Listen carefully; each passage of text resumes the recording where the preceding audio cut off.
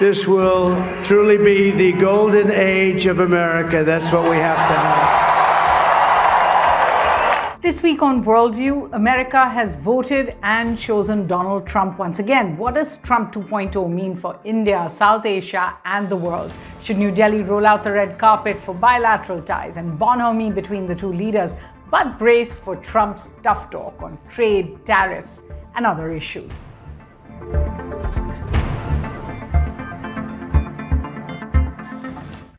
Hello and welcome to Worldview at the Hindu with me, Suhasini Haidar. Now, the worldview of many countries, especially the United States, has definitely changed with this week's election results there. Donald Trump, US's 45th president, will now also be its 47th president come January 20th. We'll discuss the broad shifts that we expect and how India will be affected by them. But first, Donald Trump led the Republican Party to one of its best ever results in the House, in the Senate, and has a large majority of the governors in the states as well. And this means three things for Trump.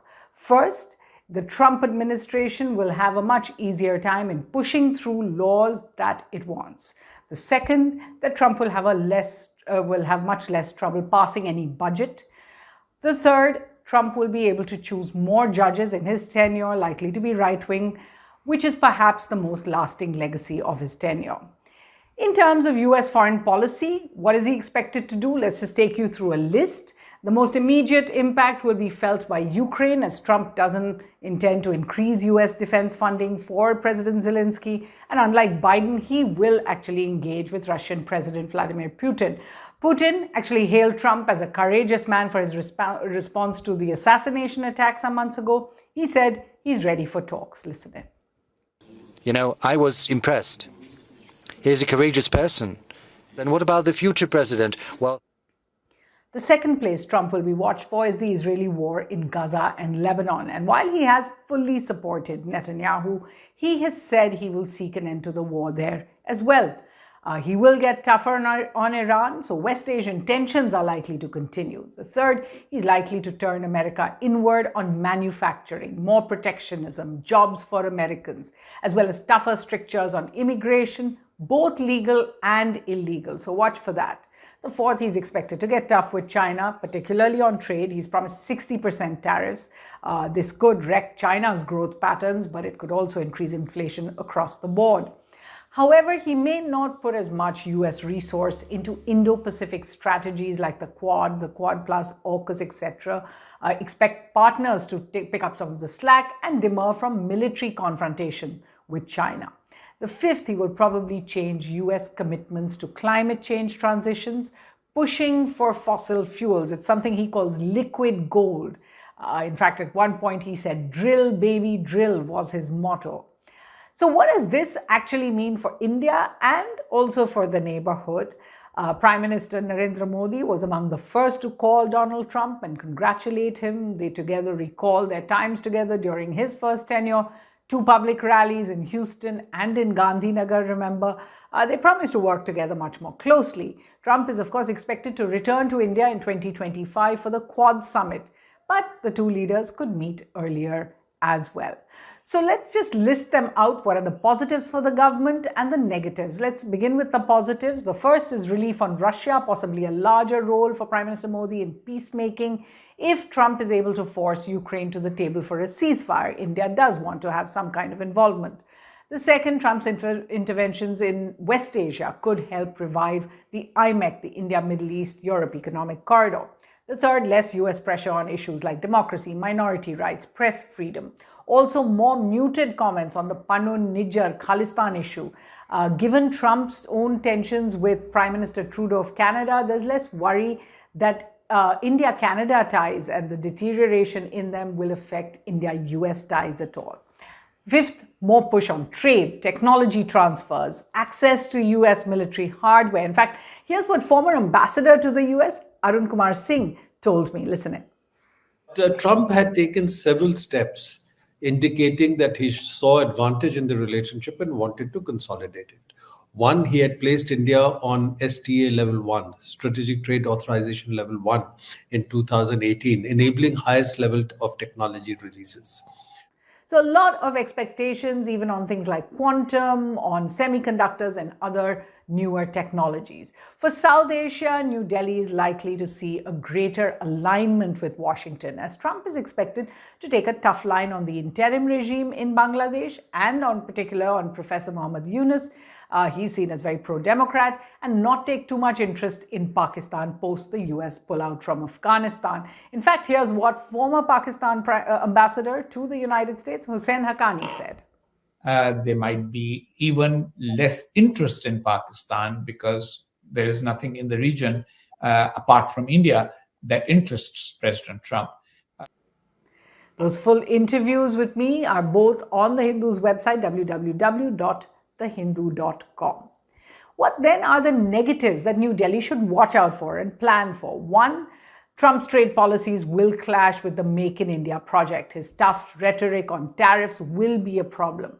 Remember, he withdrew India's GSP status in Trump 1.0, and he will push for a free trade agreement very much on America's terms. His ringing praise recently for Elon Musk says that he will push for India to give those tariff concessions that Tesla's electric vehicles project has been asking for. In fact, here's what External Affairs Minister S. Jaishankar actually had to say, a little more cautious than many had expected. Listen in. There was already a reordering of supply chains which was taking place. It is very likely that in view of the election results yesterday in the US that this would accelerate. I'd be very candid with you. I mean, some of it would certainly be somewhat disruptive, but we in India perceive it as an opportunity. The second thing about Trump will be that he will be more transactional on both bilateral cooperation and strategic ties, looking for a quid pro quo. He will want more Indian investment in the United States, more Indian deals like his push for Petronet India to invest $2.5 billion into a US company, Driftwood, for LNG supplies.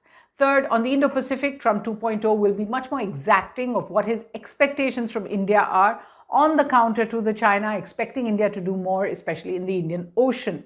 For Trump's style of public messaging, the Twitter diplomacy, revealing details of private conversations with leaders has upset New Delhi and embarrassed Prime Minister Modi more than once. This will continue to be a worry.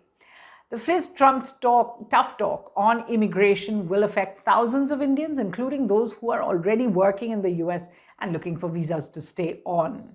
Another point will be that Trump will use sanctions to enforce his policies, as he did in making India cancel oil imports from Iran. So expect strong-arm tactics of a different nature from the Biden administration. In fact, there's more in an article that I wrote just after Trump's win. It's at the link below on the Hindu's website. So what's Worldview's take?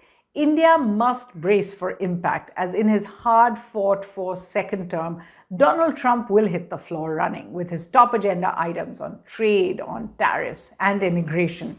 It's important not to conflate his positivity for India and personal ties with Prime Minister Modi with his geopolitical calculus. While taking advantage of Trump's tenure to further Indian interests, New Delhi must keep its eye on the long-term benefits of India-US ties, which will far outlast the next 4 years of Trump's tenure.